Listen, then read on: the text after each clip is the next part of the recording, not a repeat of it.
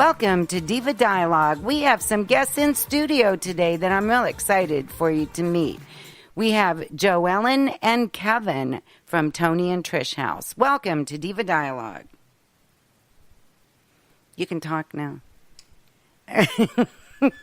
Welcome to Diva Dialogue. Thanks, Deb. That was kind of funny, wasn't it? So you're out in this kind of rainy weather today. It is kind of fall again, isn't it? After a summery weekend. Yes, it is. So how you feeling? Good. Good. Excited to be here. Good. So tell me a little bit about Toni-amp-Trishhouse. We are a guest house for the terminally ill. We take care of people in their last 3 months of life, and we do it in a home-like setting that would be similar to if you could take your loved one home and care for them at home. But we find that a lot of times people don't have the capabilities or the know-how to care for someone, to care for their loved one at home in those last months of life. So we do it with a use of staff of volunteers and a handful of paid staff that take care of people. Wow, so it's mostly volunteers? Yes. I had no idea what special kind of people those must be. We have a lot of people with a lot of compassion and empathy, just caring people. Wow, that's wonderful. And how long have you been with them, Kevin? I've been involved with the house since 2010. My dad was a guest there, which is what we find a lot of our volunteers and employees started off with. They had a loved one or a friend or someone at the house, and that's how they got their start. And I got my start there in 2010 when my dad was a guest, and then in 2011 I became a volunteered for a short while, and then became part of the paid staff at the Toni-amp-Trishhouse, and did that for about 2 years, and then went on to pursue a nursing career until 2015 when I came back to the Toni-amp-Trishhouse as the executive director. Wow, so that job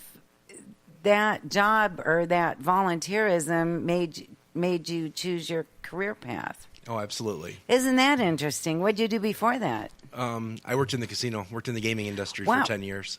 Wow, that's like a 360, isn't it? So that's really cool. What made you decide to do that? I was already going to nursing school when my dad became ill. So I already had the nursing background was started, and I just finished up my nursing degree just before I started, just after I started volunteering at the house.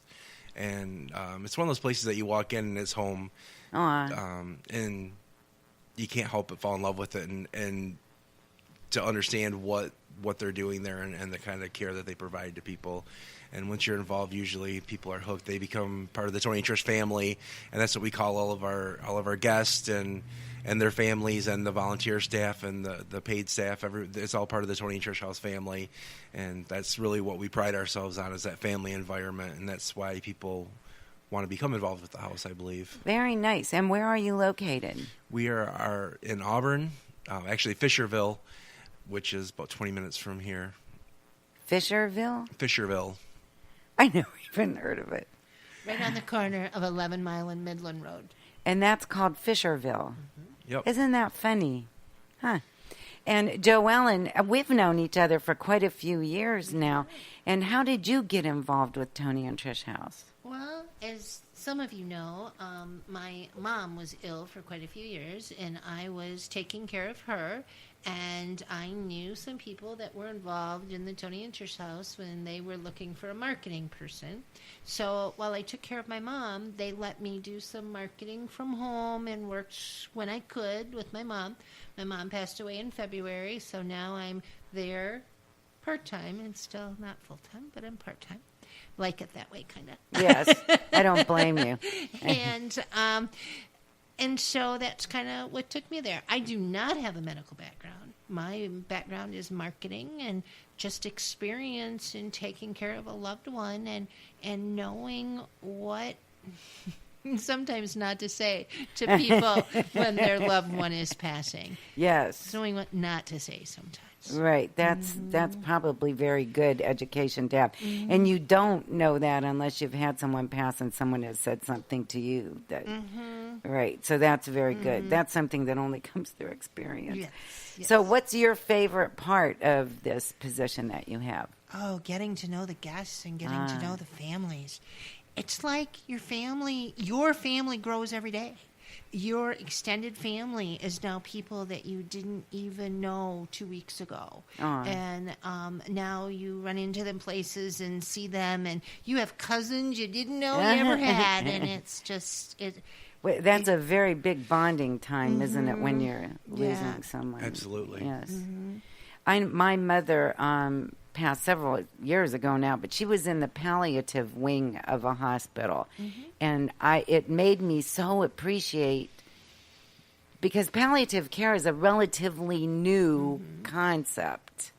Or hospice has always been around, but I don't know. It's just that wing was brand new, and these nurses that took care of that wing only were so wonderful. And so I really appreciate you, Kevin. I really appreciate your calling, your vocation, so to speak, and nurses everywhere. I could never do that job, ever.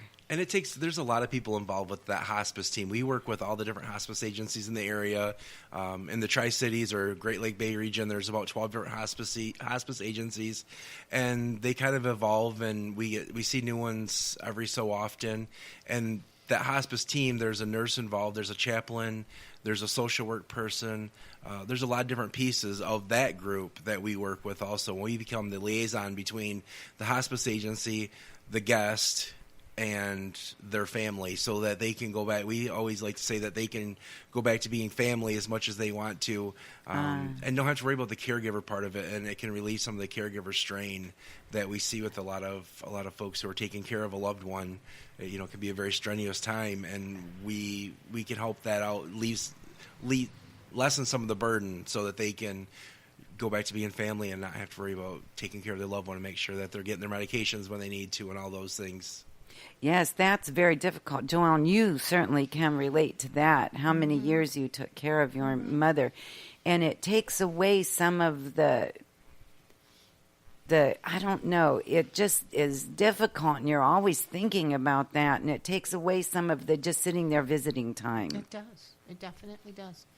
As Kevin mentioned, they get to be the loved one again, and not that they still can't help with the guest care. They can do as much as they want to, but it's kind of nice to have someone else to be able to say to, oh, do you think he's cold? Do you think he's warm?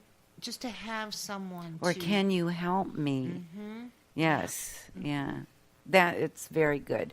So Toni and Trish House has been around for how many years? 9 years. It'll be 10 years in March. Very good. So how have you, you weren't there the whole time, but I'm sure you've seen pictures and know about the history, and you have been involved for 7 years. How have you seen it evolve since you first got involved? A lot of it's just been the volunteers. We have a lot bigger volunteer base than we had in the past, more steady volunteer path. It takes 31 volunteers a week to run the Toni and Trish House. And there's 147 volunteer spots a month. And out of those 137, we've only had between 7 and 10 openings. And that's really increased in the last about 2 years. So that's very important, because that means that we can offer the best care for the guest and their families. And then we've just seen, we just recently purchased the house this spring. We purchased the house that we've leased for the last 8 years. We purchased the house and the land that went with it, so that we could kind of keep a buffer area for the house, make sure that we keep the integrity and that that retreat-like atmosphere. Oh, nice. We have beautiful gardens that encircle the whole house. There's a walkway that goes all the way around, sidewalks that are handicap accessible that go all the way around the house, so we can take guests out and show them all the different gardens and the trees and all the shrubbery and everything that's out there. And we have volunteers that keep that up as well. Wow. And then we also have a community garden that we've ran the last 2 years. So that gives volunteers... Like a vegetable garden? Exactly. Very good. And that gives volunteers that may not be interested or may not be capable of taking care, not wanting to do the hands-on guest care, it gives them something else to do. It's another outlet where they can help out and still, be part of the house, but not necessarily be in the house doing. Yeah, because there's a lot of people that don't like to do that kind of stuff, and yet they want to help. So that's really a good idea. I like that you do that. So you bought the house. How many rooms are in the house? We have 3 bedrooms. So how many people can you house at once? 3? Yep, 3 guests. 3. Each room is an ensuite, meaning that they each have their own private bathroom. All of them have either walk-in closets or large closets. The rooms are very good size. They're 22 by 14, which is a very nice size room. Yes. So it's twice the size of a hospital room. So that gives people area to that. The families can go in there, and if they have 8 or 10 people in there, they can still be comfortable. Very nice. All of our rooms have bird feeders outside, which may not seem like nothing that major, but it really is to a lot of people. Yes. A lot of people find that as a comfort thing. We have a lot of birds, a lot of squirrels, a lot of wildlife there at the house, and it allows people to know that life is still going on. That's lovely, and it really does keep that home environment, all those things. That's really nice. I like it. I'm going to have to come out there and check it out. So what is your favorite part of your position?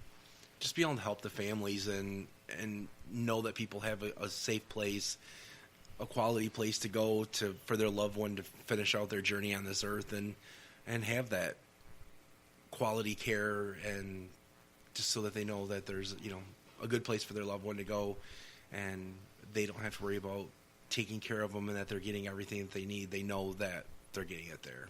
Very nice. So do you know the history of Toni-Trish I'm sure you are. How did it start? How is it funded? Oh, it's funded. Joellen, you're good. Yeah. The house is funded solely by donations and community support. We get church support from the local churches, different organizations, Rotary, for instance, those type of community organizations, KFC. There's a lot of different organizations like that help us out. A lot of it's just donations from families that have had loved ones there or friends that have had loved ones there. That's where probably 85-90% of our support comes from. Oh, nice. So without those people, we couldn't do what we do. And then there's a small amount that comes from grants and stuff like that. The Toni and Trish House started because of Toni Waskovich.